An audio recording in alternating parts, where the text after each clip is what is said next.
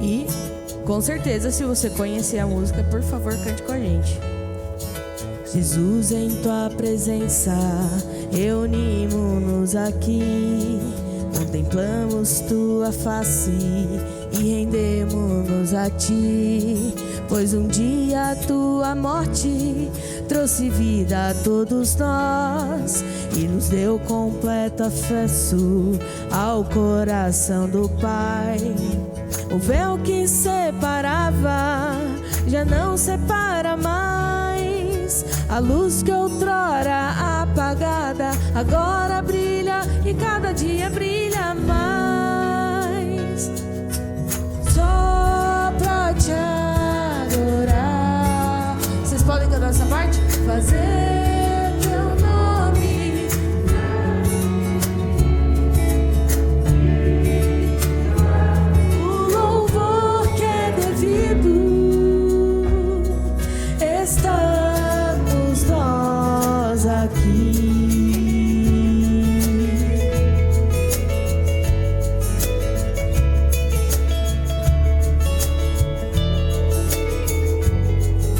Jesus, em tua presença, reunimos-nos aqui, contemplamos tua face e rendemos-nos a ti, pois um dia tua morte trouxe vida a todos nós e nos deu completo acesso ao coração do Pai.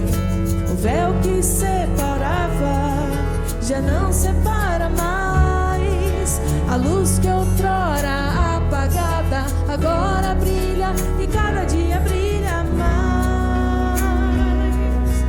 Só pra te adorar e fazer teu nome grande e te dar o louvor que é devido. Estamos nós aqui.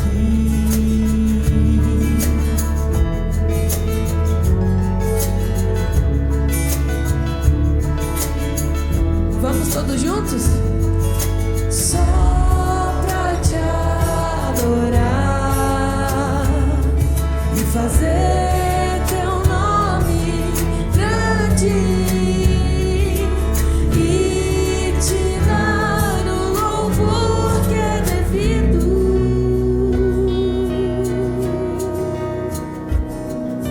Estamos nós aqui.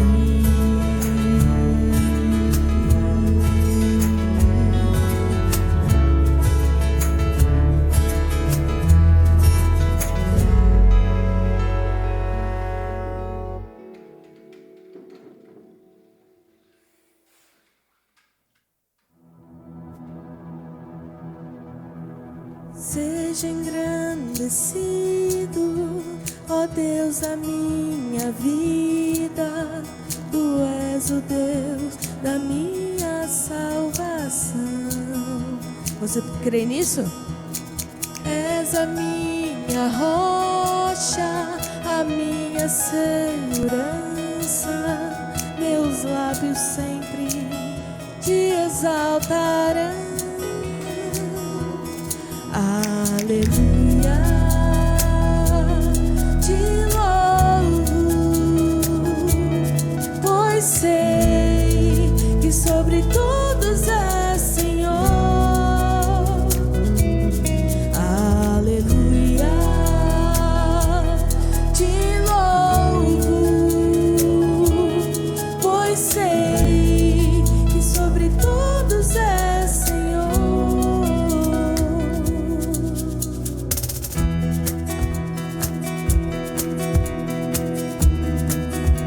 Pode ir pensando, né? Quantas bênçãos Deus derramou essa semana, esses dias na sua vida. Tira esse tempo para agradecer a Deus mesmo. Seja engrandecido, ó Deus da minha vida. Tu és o Deus da minha salvação.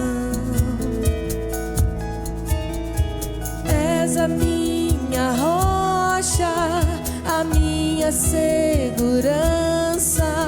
Meus lábios sempre te exaltarão. Aleluia, te louvo, pois sei que sobre todos é Senhor. Aleluia, te louvo, pois sei que sobre todos é Senhor.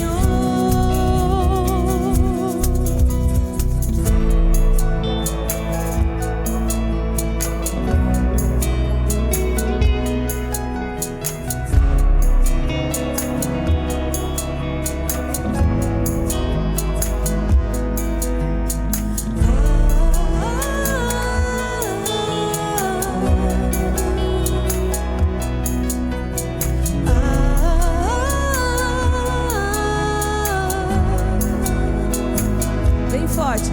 Aleluia, aleluia, aleluia. Louvemos ao Senhor. Aleluia, aleluia, aleluia.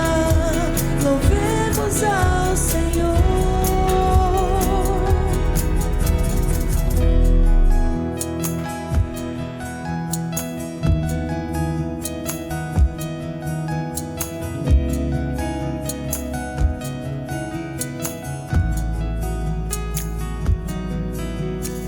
Amém, Senhor. Como é bom te louvar, Pai. Como é bom te adorar. Como é bom a gente se reunir em família, abraçar os nossos irmãos, a gente compartilhar algo sobre a nossa vida. Obrigada porque a gente recebe esse carinho também, esse amor vindo do Senhor mesmo, através de pessoas, né? É isso que a DOCA acredita, que o Senhor se manifesta através das nossas relações, Pai. Obrigada por isso, obrigada porque o Senhor é grande, o Senhor é poderoso, o Senhor é amoroso, Pai. É o Senhor das nossas vidas, o nosso Pai que nos ama, nos acolhe. Muito obrigada, Senhor. Nós queremos render, Pai, esses louvores ao Senhor, entregar ao Senhor tudo isso que estamos dizendo em canções aqui. Exaltar o Teu nome na nossa vida, Pai. O Senhor é o único Deus da nossa vida. Obrigada, Senhor. Obrigada, Senhor, por essa manhã, por essa família, por esse tempo. Louvamos o Teu nome, cantando que o Senhor é soberano, Pai. Em nome de Jesus.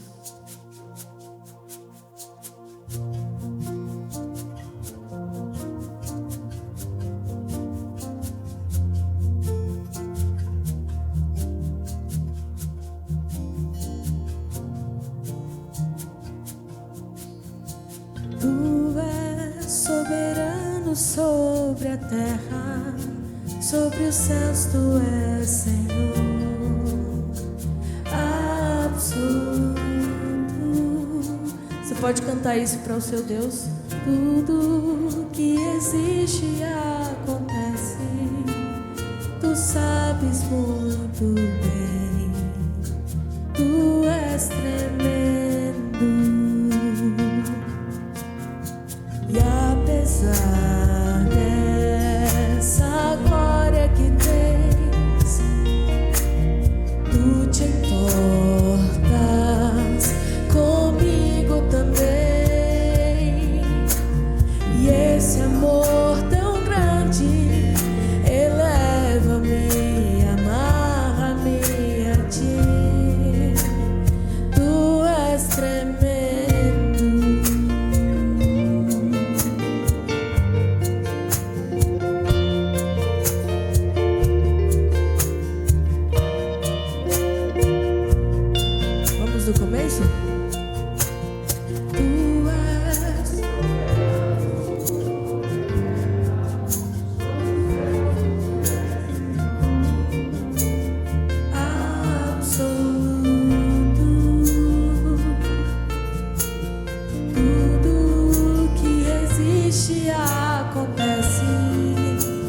sabes muito bem, tu és tremendo. E apesar dessa glória que tens, tu te importas comigo também. E esse amor tão grande eleva-me, amar-me a ti. Tu és tremendo. E apesar dessa glória que tens, tu te importas comigo também. E esse amor tão grande eleva-me, amar-me a ti. Tu és tremendo.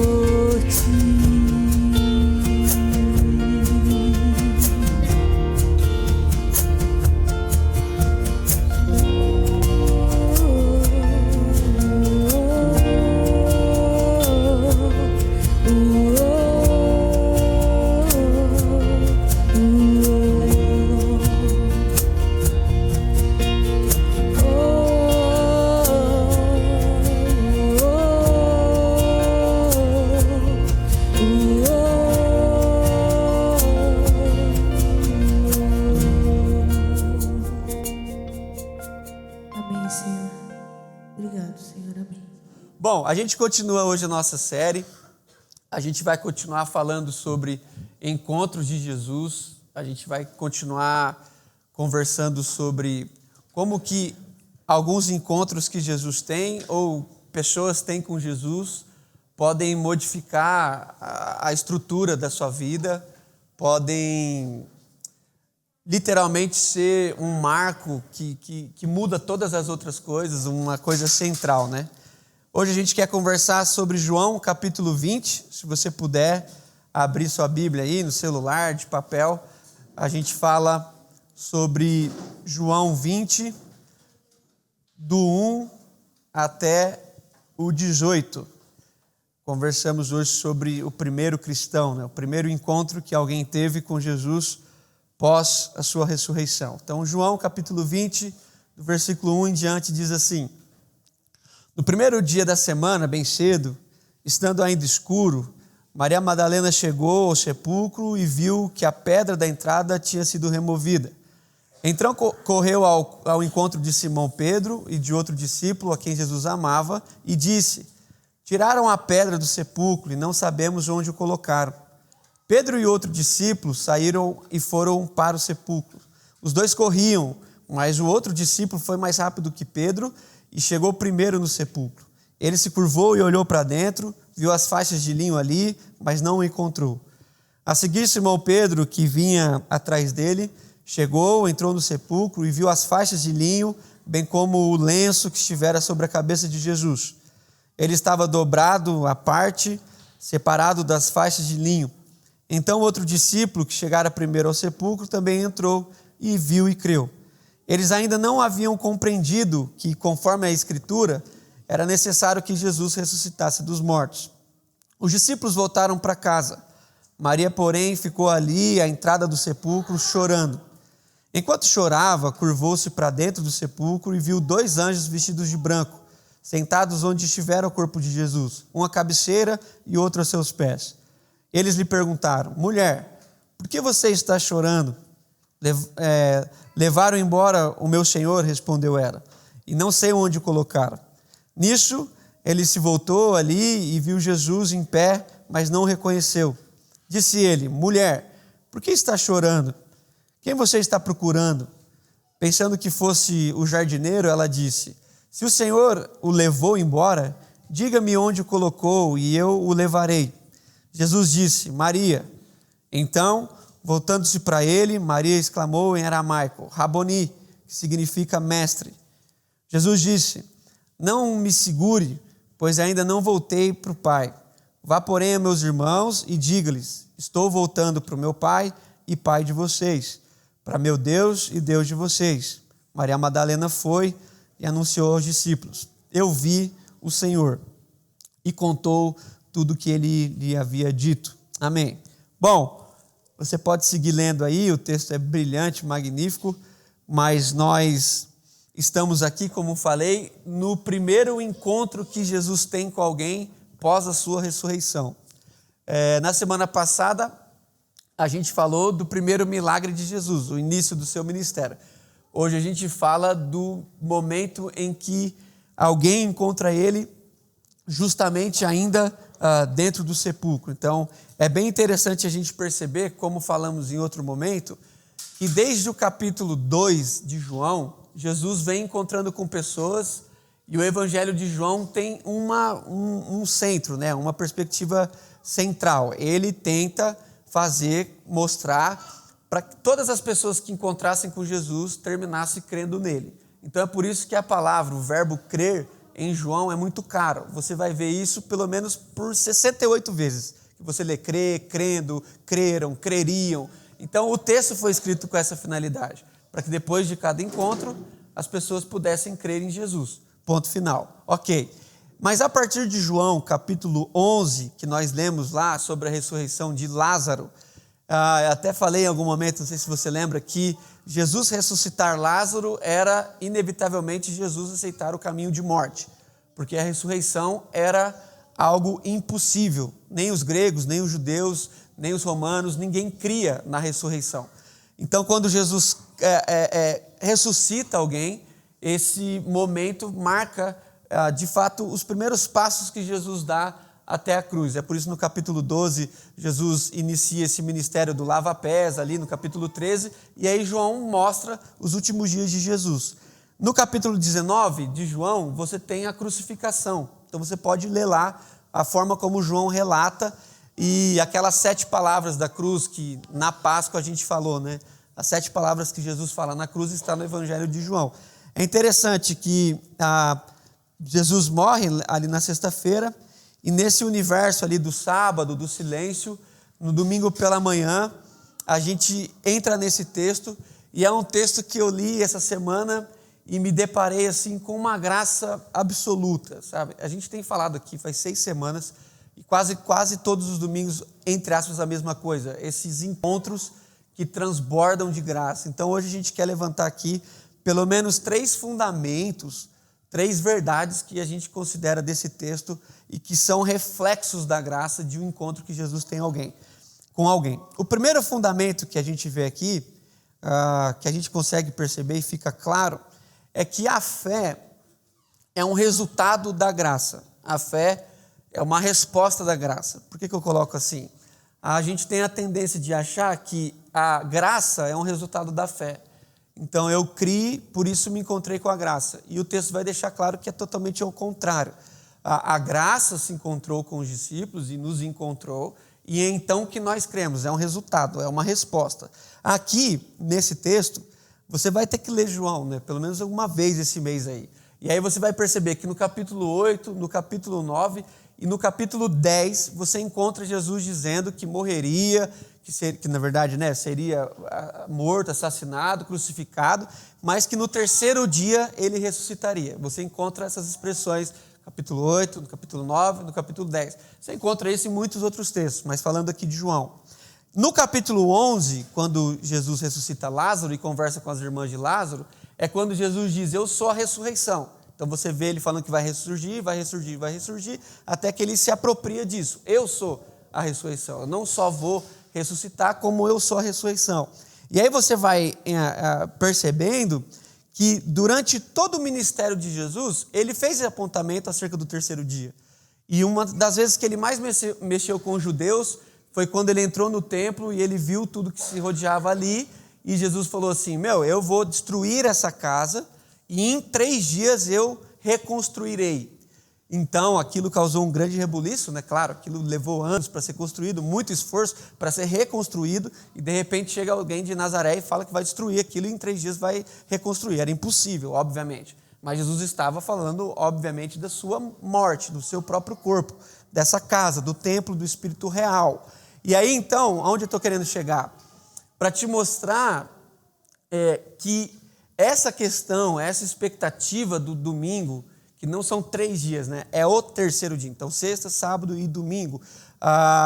Foi uma coisa que acompanhou o ministério de Jesus o tempo todo. E que os discípulos ouviram isso muitas vezes. Nós temos os relatos aqui, mas é certo que tem outras vezes que não foi falado. Então, quando Jesus morre na sexta-feira, há uma expectativa normal de um leitor, se fosse um livro normal, você teria, se você é como eu e você entra na cena, você pensaria que os discípulos desse Senhor, desse mestre, depois de 3 anos falando do terceiro dia, que eles fossem ao sepulcro esperar para que ele saísse de lá.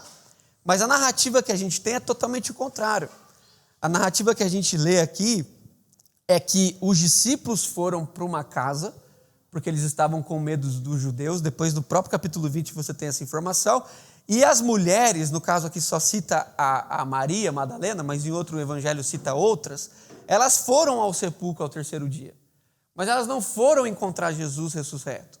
Elas foram terminar o processo de embalsamento de Jesus. Elas levaram óleo, elas levaram azeite. Então, elas não foram lá para encontrar com Jesus vivo. Pelo contrário, elas foram lá para continuar o ritual de purificação que eles tinham em relação ao defunto, ao morto. E quando a Maria entra no lugar, obviamente que ela não foi sozinha, quando ela entra no lugar, ela não vê Jesus. E olha que interessante, se você fosse um leitor e essa fosse o enredo, ou se você estivesse assistindo esse filme e você acompanhou essa mulher andando com Jesus e ouvindo dele várias vezes que ele ressuscitaria ao terceiro dia, qual seria a primeira coisa que viria na mente da Maria? Ele ressurgiu, né? Não, mas é ao contrário. Ela fala assim, levaram ele daqui. Pegaram o corpo dele, onde que ele foi parar? No sentido ainda falando ainda de alguém morto, né? Levaram o meu Senhor. Maria volta tão preocupada porque roubaram o corpo de Jesus. Aliás, isso era uma preocupação de muita gente. É por isso que tinha soldados na porta ali do túmulo de Jesus, porque as pessoas estavam com medo de roubarem Jesus e falarem que ele ressuscitou. Isso é tão sério que, olha que engraçado, os chefes da política do momento, eles tinham mais lembranças da ressurreição de Jesus no terceiro dia do que os discípulos. Porque eles ainda foram lá colocar soldados, porque eles se lembravam, ele falou que vai ressurgir. Os discípulos se esqueceram. Eles se esqueceram completamente. É um absurdo quando a gente lê isso.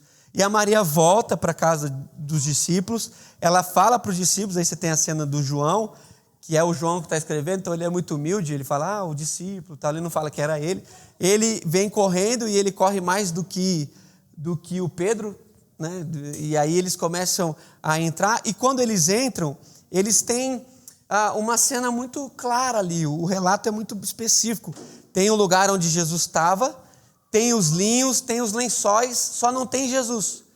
Qual é a primeira coisa que um discípulo que andou com Jesus durante 3 anos deve pensar nesse momento a qual eles deviam estar com profundas expectativas? Ele ressuscitou, onde é que ele foi parar? Mas não, eles não pensam assim. O texto nem fala direito o que eles pensam. Eles ficam angustiados, não faz sentido nenhum, gente. Se alguém fosse levar Jesus, presta atenção, entra no texto. Se alguém fosse levar Jesus como um assalto, roubar o corpo de Jesus, a última coisa que a pessoa estaria preocupada era de tirar o lençol, desenrolar ele. Não dava tempo, é o assalto, cara. Você vai pegar o defunto e vai levar ele correndo. Tem guardas na porta. Você não vai ter esse cuidado de colocar os lençóis dobrados num canto, os lençóis dobrados do outro. Não faz sentido nenhum eles pensarem que Jesus não ressuscitou. Mas eles pensaram. E eles seguiram para casa. Eles seguiram para casa e a Maria, como possivelmente outras mulheres, permanecem ali. Olha que engraçado. E quando a Maria permanece ali, ela continua chorando. Os discípulos não mencionam isso, do choro deles, mas ela continua chorando. E quando ela continua chorando, ela conversa com 2 anjos. Está dando para entender, né? O que eu estou mostrando a cena. 2 anjos, e eles perguntam, por que você está chorando? E ela responde assim, porque levaram o meu Senhor. Ela está falando com 2 anjos, e ela está falando assim, levaram o meu Senhor, você sabe onde ele está? Aí Jesus está ali, de costa, e aí Jesus vira e conversa com ela. E Jesus fala assim, a mesma pergunta, por que você está chorando? O que você quer, né? O que está acontecendo com você? E ela conversando com Jesus, ela pensa que fosse um jardineiro. Jesus era carpinteiro, né? Não um jardineiro. Ela pensa que ele era um jardineiro. E ela fala assim, foi você, né? Você levou o meu Senhor, né? E aí você tem esse enredo que me parece muito com os irmãos lá no caminho de Emaús, né? Pessoas conversando com o próprio Jesus, ouvindo a voz, vendo ele, o corpo dele era o mesmo, tanto que ele tem marcas depois, né? E ela não consegue perceber tamanha a expectativa, a desilusão e a espiritualidade real da ressurreição. A gente não quer culpar a Maria nem os discípulos, mas eles escutaram isso por muito tempo. E aí, a quebra dessa cena, né? A mudança de cena é quando Jesus conversa com a Maria e Jesus fala o nome da Maria. É impressionante que Jesus, eles estão impedidos de o perceber, mas de repente Jesus, ele chama ela e ele a chama pelo nome. E ele diz Maria. E aí ela responde em aramaico, que possivelmente era a língua primeira ali que eles falavam, e ela chama ele de mestre, né? Ele fala, Raboni. E ele fala assim, olha, vai lá e chama os meus irmãos, porque eu quero encontrar com eles. Eles estavam aqui, não deu nem tempo de conversar, eles foram embora muito rápido. Vai lá e chama eles. E aí, nessa cena, que eu me prendo para trabalhar essa ideia de que a graça é um elemento primário na vida de qualquer pessoa, assim. Eles têm todas as evidências para crer em Jesus, eles ouviram Jesus durante muito tempo, mas eles estão literalmente cegos, eles não conseguem enxergar que Jesus está ali, que Jesus ressuscitou, que ele é de fato o Messias prometido, que havia de passar pela morte, vencer a morte. Eles estão como Paulo, né? Eles estão como os discípulos de Emaús, eles estão como todos os seres humanos, impedidos de perceber a presença real de Jesus. A presença não é mística, a presença é real, e a nós também. A presença é real, mas eles não conseguem ver. O que muda o cenário? Só muda quando Jesus resolve chamar Maria. E quando Jesus resolve fazer isso, essa introdução que eu faço nesse sentido de, quando ele mostra a sua graça, ele fala assim, Maria, você está com dificuldade de me conhecer, mas eu te conheço, eu sei seu nome, eu sei quem você é, eu sei sua história, a gente já andou junto. E esse movimento de Jesus muda toda a história. Então, eu me apego a isso. A fé de Maria, quando ela responde, Rabone, quando ela reconhece, ela é uma resposta da graça de Jesus. Ela não reconheceu e por isso encontrou. Não, ela não reconheceu nada. Se eu fosse Jesus, eu falava assim, nem vou falar que sou eu, vai lá, vai com os discípulos. Mas ele tinha esse amor pulsante, né? Então a gente percebe que essa fé que elas tiveram e que depois os discípulos é totalmente uma resposta. Uma segunda questão que a gente percebe aqui é que essa graça que esse texto nos apresenta é uma graça que apresenta um Deus relacional. Eu adoro essa parte aqui. Porque quando Jesus chama Maria, em primeiro lugar, ele a chama pelo nome. Eles conversam. E Jesus faz duas perguntas. É muito legal, né? Jesus pergunta assim, por que você chora e o que você está procurando? Se você for lembrar, quem é que fez duas perguntas para alguém, você vai lembrar de Deus no Éden, perguntando para o Adão e para Eva, onde é que vocês estão? E eles, estamos aqui, escondidos, porque ouvimos e nos escondemos porque estamos nus. E Deus diz assim, e quem te fez saber que estavas nu? Então, Jesus, como Deus sempre fez, ele chama pelo nome e ele chama para um diálogo, ele chama para um relacionamento, ele faz perguntas, ele gasta tempo. É claro que não foi só isso, né? Mas é o que nós temos. Mas Jesus, ele é um ser assim, criativo, né?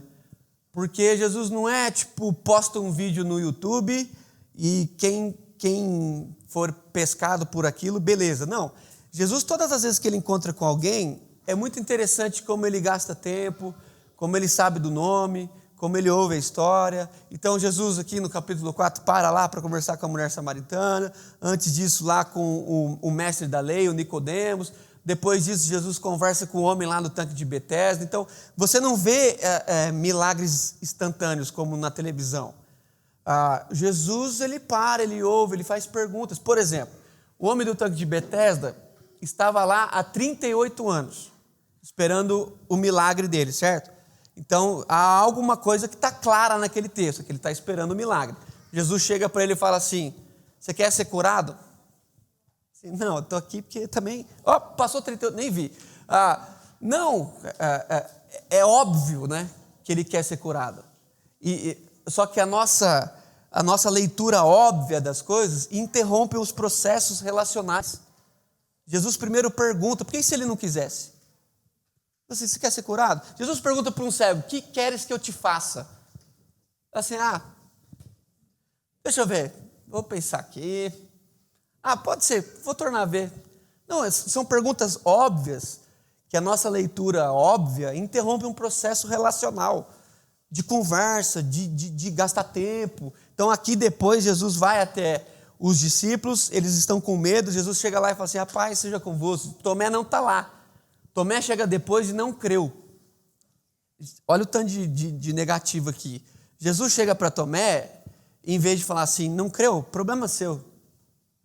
Jesus gasta tempo, olha o trabalho que Tomé dá. É você mesmo, deixa eu pôr a mão. Jesus tem que erguer a blusa, tem que mostrar. Já não bastasse o movimento de aproximação, ele tem que fazer isso. Por quê? Porque é um encontro.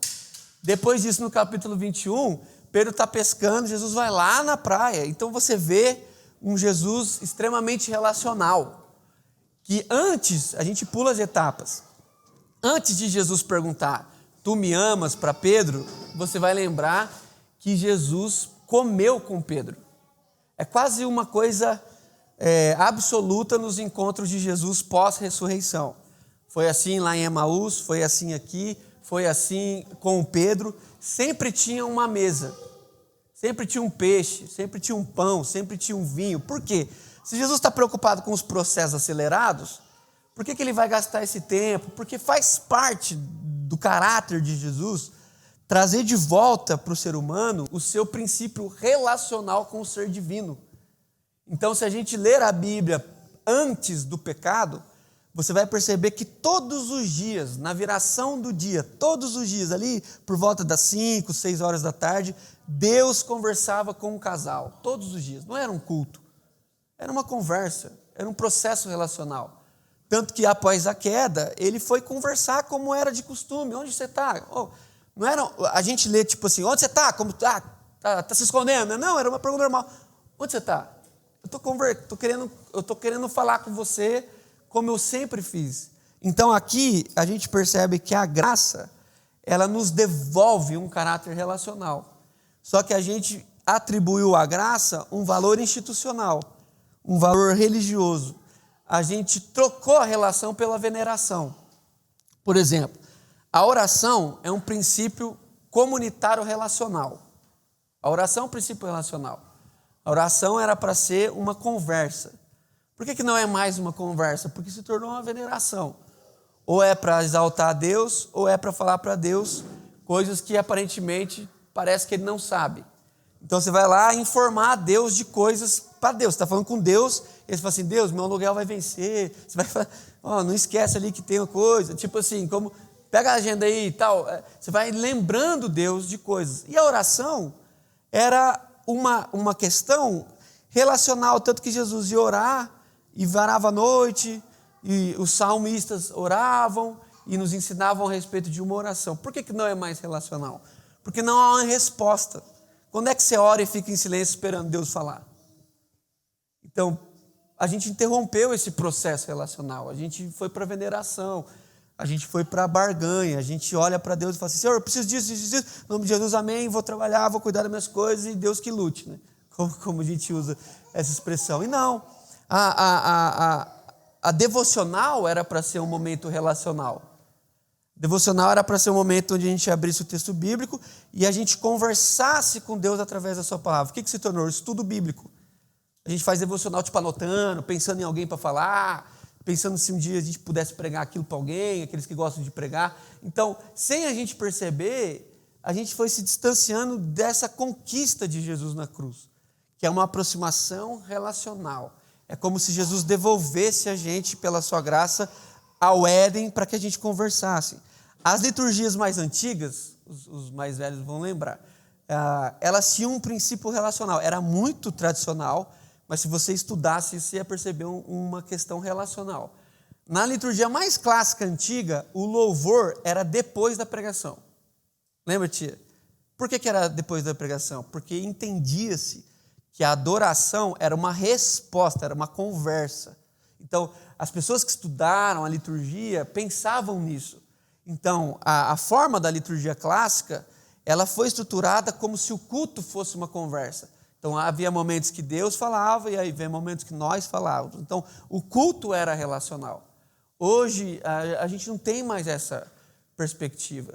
Então, a forma como a gente avalia a pregação não é relacional. Então, a gente prefere os pregadores que são mais profundos, que estudam mais, que têm mais capacidade, que falam melhor. Mas quase nunca você está tentando ouvir Deus. Presta atenção. Quase nunca você está atento no que Deus está falando. Você está preocupado se aquilo ali, se você vai poder ver depois, se o Daniel falou alguma heresia, quase sempre eu falo, todo dia. Se eu errei, se eu acertei, se você gosta de mim ou não, ou de outro pregador.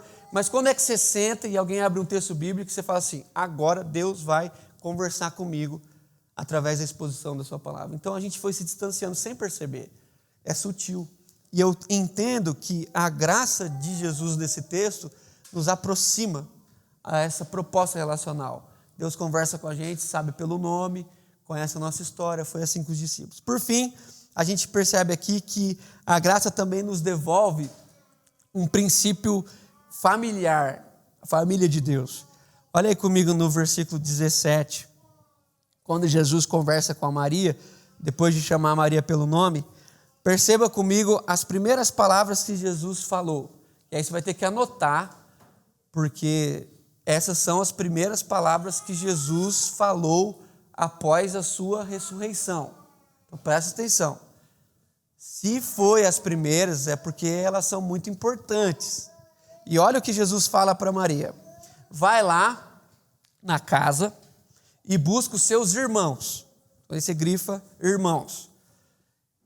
Jesus diz assim para Maria: eu estou voltando para o meu Pai e vosso Pai, para o meu Deus e vosso Deus. Então você entende que a ordem da palavra de Jesus aqui é preciosa.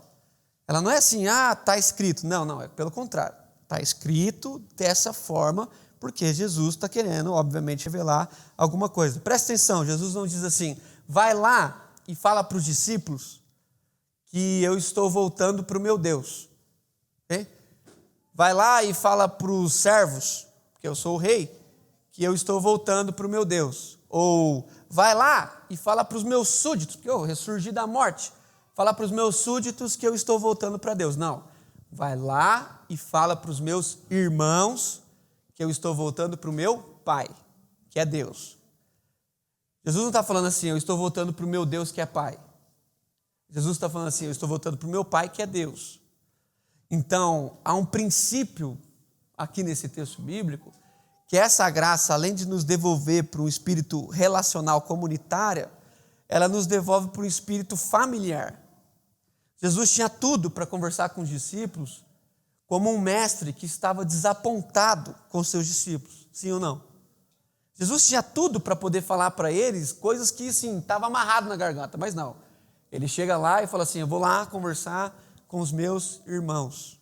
É um princípio familiar. Jesus está devolvendo aqui para nós e para esses discípulos uma espiritualidade que ele sempre ensinou. Então, se você for lembrar as orações que Jesus ensinou, a forma como Jesus ensinou, a forma como Jesus relacionou, a forma como Jesus falou de Deus, sempre foi na perspectiva do Pai. Sempre foi. Sempre foi. Então, a graça, ela tem esses 3 caminhos aqui. Ela é um convite que não tem participação nenhuma humana, por isso que o texto chega a ser exagerado, na não percepção de que era Jesus, é para deixar claro que ninguém pode reconhecer Jesus sem uma ação divina espiritual. Nenhuma pessoa por vontade própria consegue falar que Jesus é o Filho de Deus, não. Só alguém iluminado pelo Espírito consegue perceber a graça de Deus. Então, essa graça nos devolve para a relação, então nos apresenta um Deus relacional, que conversa, que sabe das nossas necessidades, mas que para além das nossas necessidades, nos apresentou uma família, um conjunto de irmãos, não é um conjunto de membros, não é um conjunto de discípulos, não é um conjunto de súditos, é um conjunto de irmãos, que devem relacionar com o Pai. É por isso que lá em Mateus 6, Jesus ensina os discípulos a orar, falando da ansiedade, e ele fala assim, por que vocês estão ansiosos? Com o que vocês vão comer, com o que vocês vão beber, com o que vocês vão se vestir, onde vocês vão morar? O Pai de vocês sabe todas as necessidades. Então, a oração de Jesus, obviamente, não é para informar, porque Deus já sabe, e sim para conversar. Conversar com quem? Com o seu Pai. Então, assim, gente, nesse momento que a gente vive aqui hoje, de uma forma especial, assim, com as crianças e tendo ceia depois de quase 2 anos, que a gente não faz ceia juntos, quando a gente caiu nesse texto, para nós assim foi um presente de Deus mesmo, poder perceber esse valor comunitário, familiar, essa questão de Deus nos apresentando a um relacionamento onde a oração, o louvor, a meditação da palavra, tudo o que a gente faz deve nos devolver a uma relação com Deus, não só uma adoração, uma veneração. E nós queremos, assim, literalmente acabar aqui com esse momento e começar um outro momento de ceia e de comunhão e de tal, tendo essa consciência plena, assim. Quando a gente caminha para a ceia, há uma mentalidade de mérito. Quais é que podem participar? Quem é que não sei o que lá? Quem é que tem a fé para participar? Quem é que não pecou para participar? Então, há todo um conjunto de pensamentos teológicos e filosóficos que nos aproximam ou nos distanciam da ceia. Há um conjunto religioso que tirou de nós o princípio relacional da ceia. E aí Jesus, quando vai tomar a última ceia com os discípulos, fala assim, gente, eu estou ansioso. A primeira vez que Jesus fica ansioso. Ele fala assim, eu estou ansioso para tomar essa ceia com vocês. Então a ceia, tiraram de nós, ao longo dos anos, o principal da ceia, que era a mesa. Então colocaram o pão, colocaram o vinho e tiraram o principal, que é um momento em que a gente senta e celebra, e um olha no olho do outro, e é um momento relacional, ou seja, é Deus no centro da relação, porque quando Deus voltar, e Jesus tem isso como uma promessa, a figura primária que a gente tem na mente não é um louvor, presta atenção, não é assim um salão de todos os fiéis que adoram, tem também, mas a expectativa, a esperança de Jesus é um dia poder de novo sentar à mesa e servir os seus irmãos. E comer com seus irmãos. Então lá, nesse momento, onde Cristo glorificado e todos os que são seus, em volta da mesa, ali não é assim, ninguém vai ficar olhando para o outro para ver quem come, para ver quem serve Jesus, para quem senta do lado. Essas coisas que a gente ainda tem aqui, são frutos do pecado. A gente só vai sentar com ele e vai comer, e vai ouvir, e vai falar, e vai poder tirar dúvidas, e vai poder conversar. Então, todas as coisas que a gente faz aqui são apontamentos de coisas que a gente vai fazer com Jesus. Então, o fator comunitário para nós é muito importante na ceia. Por isso que a gente não gostava de fazer online, né? Por isso que a gente quer celebrar aqui. E também essa questão de lidar com Deus como alguém que tem o poder de todas as coisas, mas que preferiu se apresentar como uma figura paterna, que conversa com a gente como filhos, isso eu acho que mais do que em qualquer momento, pós-pandemia, isso tem que ser ressignificado. A gente tem que ensinar as pessoas que elas são filhos de Deus e que Deus conhece o seu coração e que Deus sabe de tudo que elas precisam e que da parte delas elas só precisam relacionar, elas só precisam ouvir. Mas Deus não fala comigo. Cara, é claro que Deus fala com você, é que você não ouve. Quantas vezes alguém está conversando com você e você não ouve? Então, isso tem acontecido, Deus tem falado de várias formas, as Escrituras dizem isso. Deus fala de várias formas e nós não estamos percebendo. Então, Deus é o maior interessado em conversar com a gente. E a partir desse momento, a gente quer orar e quer louvar a Deus e quer engrandecer a Deus como uma resposta, entendeu? Então, esse último louvor, eu queria te incentivar ou te desafiar a fazer literalmente como uma resposta. Então, beleza, eu falei aqui, você já escutou, Deus fala ao seu coração, fala ao meu coração, e aí agora a gente vai cantar, beleza?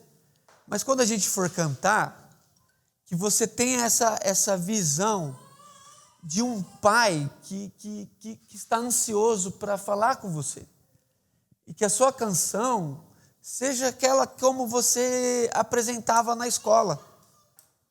A gente adora ver as crianças cantando, né? E o Matias gosta, a Sara gosta, e é interessante como um pai, na apresentação dos filhos, como isso é magnífico.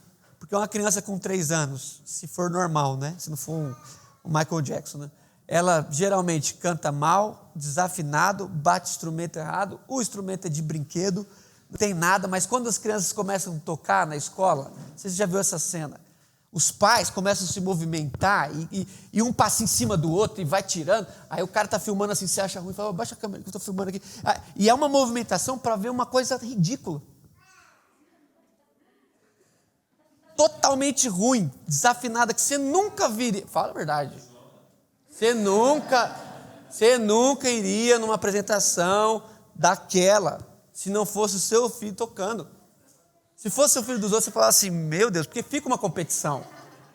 Um pai fica assim, olha lá, ó, dança, o moleque tá parado, você achando horrível aquilo. Tá de girassol triste, o moleque tá chorando. É o último lugar que ele queria ir. Aí o pai fala, olha aí como ele dança. O moleque tá, claro, chateado, não tá acontecendo nada, ele tá achando aquilo horrível. E os pais ficam naquela movimentação. A criança vai chorando, aí o pai tem que pegar. Aí o pai quer mais do que o filho. Volta lá, filho. Volta. E fica aquela coisa, e o moleque não quer, e o pai, por quê? Porque os pais gostam de ver os seus filhos fazendo qualquer coisa. Qualquer coisa. O filho vai cantar, o filho escreve tudo errado. O pai fala assim, nossa, meu filho, ele conversa como se o filho dele fosse um gênio. Não é que está escrevendo tudo.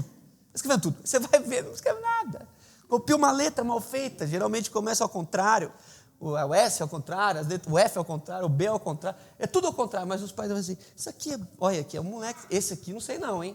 Esse aqui, ó, a NASA vai ter que ver esse menino aqui. E o menino é normal, entendeu? Então, o louvor para Deus é tipo isso. É que a gente, graças a Deus, não é tão desafinado, né? Mas assim, a gente acha bom, mas para Deus é nada. Se fosse em termos de qualidade do que Deus pode fazer. Então, que seja uma resposta, tipo assim, ó, a gente está aqui, Senhor, para cantar para você. Então, senta para escutar aí, que agora o negócio é desafinado, mas no fim, eu sei que o Senhor gosta, porque o Senhor nos amou. O Senhor filma, mostra aí no céu, fica uma disputa lá. Então, esse é o caráter relacional. Essa é a proposta de Cristo nele em si, no sacrifício, nos devolvendo. Vai lá e chama os meus irmãos e fala para eles que eu ainda não voltei para o meu Pai. Era disso que os discípulos precisavam ouvir. Então eu queria orar com você e que nessa manhã, essa canção, nem sei qual que é, mas essa canção possa ser uma resposta do seu coração. Pai, obrigado por essa manhã. Que o Senhor continue falando aos nossos corações. Nós sabemos que o Senhor é o Todo-Poderoso, o Criador dos céus e da terra. Nós sabemos que o Teu nome é um nome impronunciável e que de Ti e em Ti há beleza, santidade. Mas nós queremos, Senhor, aproveitar, né, no sentido de saborear a conquista de Cristo na cruz, que foi nos devolver esse privilégio, essa graça, de poder agora novamente conversar com o Senhor, ouvir a Tua voz, sermos conduzidos por Ti. Então, no nome de Jesus, que com todos os barulhos que permeiam o nosso coração, a nossa mente, todos os medos que nos angustiam, toda a correria do nosso dia, Senhor, que o Senhor não desista de falar conosco. Nós precisamos ouvir a Tua voz, de direção, de consolo. Senhor, nós Te louvamos, nós Te agradecemos, nós sabemos que o Senhor é digno de toda adoração e nós queremos mesmo fazer dessa canção uma resposta nossa, uma resposta que obviamente não é o que o Senhor merece, não é o que o Senhor precisa, mas vem aqui de filhos do Senhor que são normais, não são super nada, são normais, são simples, não são extraordinários, são ordinários, são normais. Que o Senhor receba a nossa adoração e que esse dia seja um dia especial para nós, que a gente aproveite o não barulho, o não trânsito, os pássaros, a natureza, para poder perceber melhor a condução do Senhor sobre todas as coisas. Abençoe essa tarde, que seja de acordo com a Tua vontade, no nome de Jesus. Amém.